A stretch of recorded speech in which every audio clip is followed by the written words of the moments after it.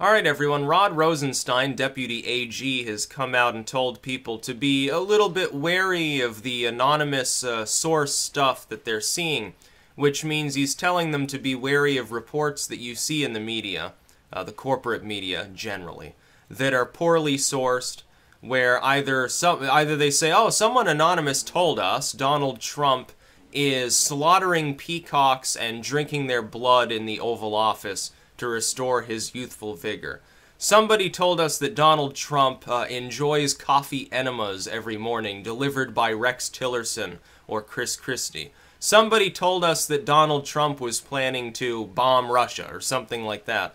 And when these stories are released, a lot of the times, there is no source. Saying we've got an anonymous tipster who said, that's number one, unless you've got reason to believe that the story is credible anyway based on something that's better sourced, it's probably spurious. It's not really newsworthy. Then you have poorly sourced material coming out every day as well, almost invariably something about how Trump has done something wrong.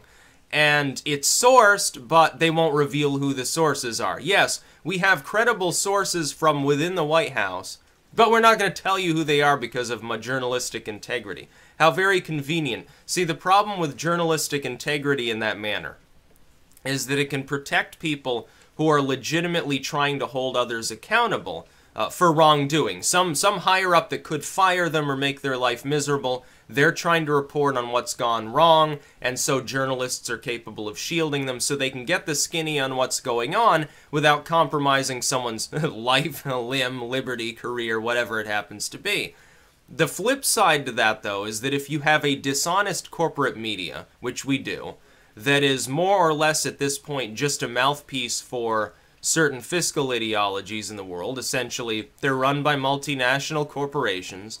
They support globalism. They love limitless war because it gives them something to report on. They love human suffering because it gives them something to report on. As long as they're not swept up in the suffering, they don't really care. In fact, they hope more people die so they can show you lurid pictures of bloody body bags and stuff like that. They used to love doing this during Iraq. CNN loved the Iraq War. Don't let them kid you. It was great TV when they had it live, watching, a shock and awe. They loved it. Their ratings were through the roof. They made so much money. Oh, now a word from our sponsors. Oh, GlaxoSmithKline would love to sell our soldiers supplements to let them shit out in the sand dunes.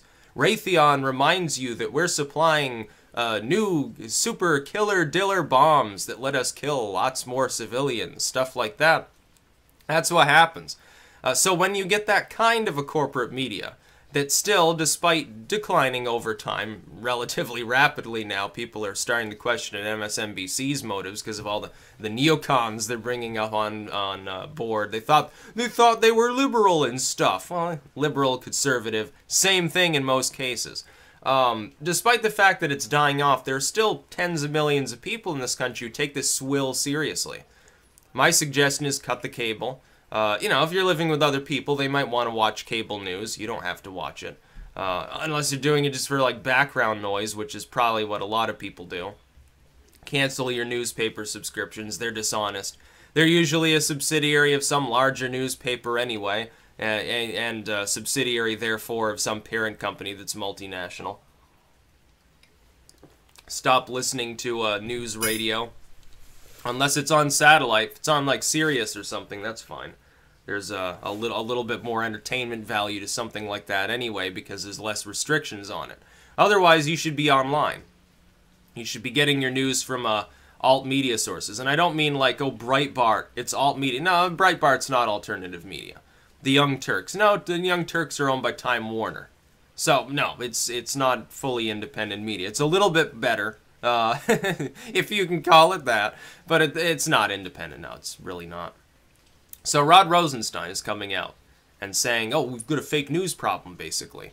Well, no shit. I think people already suspected that before. This is, by the way, there's a bigger problem right now.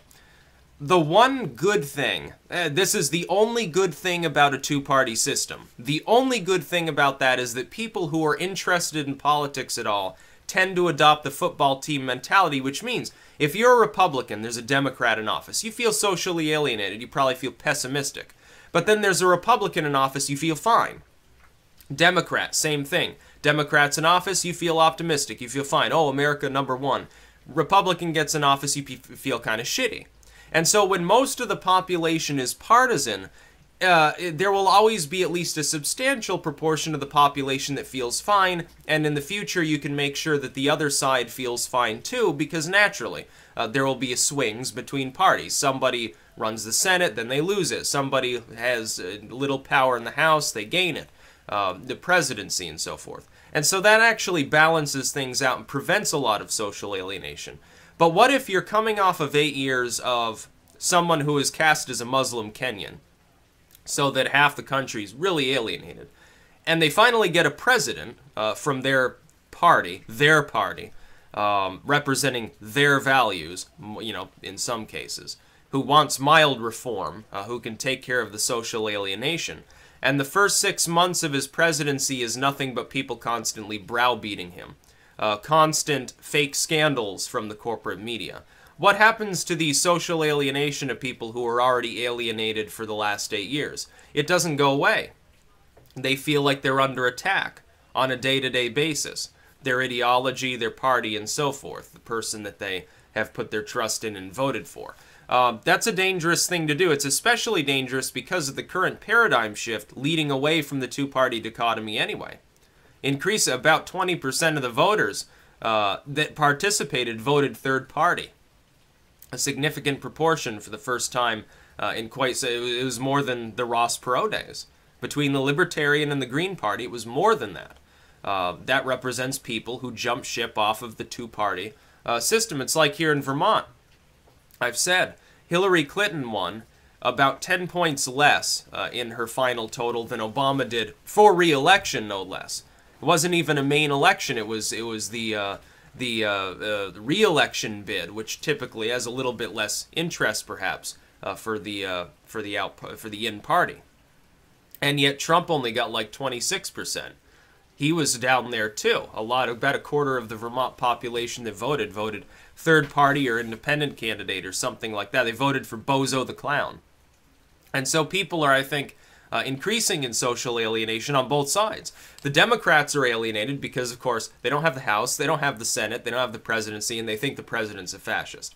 The Republicans are alienated because they think Trump is wrongfully under attack by this sort of shit that Rosenstein is at least on the side alluding to, which is literal fake news. It's yellow journalism.